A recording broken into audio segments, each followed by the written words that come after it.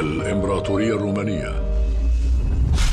والرومان هم شعب استقروا في وسط شبه الجزيرة الإيطالية ابتداء من القرن الثاني عشر قبل الميلاد، وفي مرحلة لاحقة قام زعيمهم رومولوس بتأسيس مدينة أطلق عليها اسم روما نسبة إليه، وكانت سياسته التوسع على حساب الأقاليم المجاورة.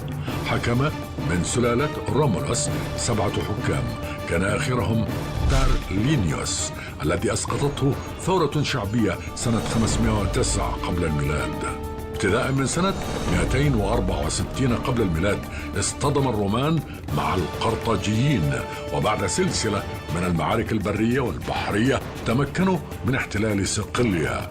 استعاد القرطاجيون المبادرة بفضل القائد الشهير هانيبال.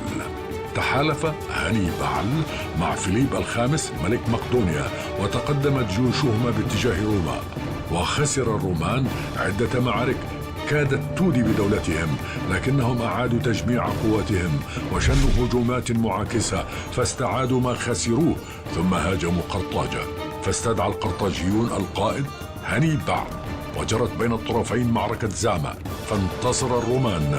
بعدها حاربوا مملكة مقدونيا واحتلوها وسيطروا على كامل بلاد الإغريق، كما سيطروا على الدولة السلوقية في المشرق، واتسعت الدولة الرومانية لتمتد من سواحل الأطلسي إلى سواحل آسيا الصغرى، بالإضافة إلى أراضي قرطاجة، وقسمت تلك المناطق إلى 7 أقاليم مرتبطة مباشرة بالمركز. بعد هذا التوسع الكبير ظهر القائد يوليوس قيصر. بعد وفاته عادت الدولة الرومانية إلى نظام الحكم الإمبراطوري، وأصبح ابنه بالتبني القائد أوكتافيان أول إمبراطور لروما، وتلقب باسم أغسطس.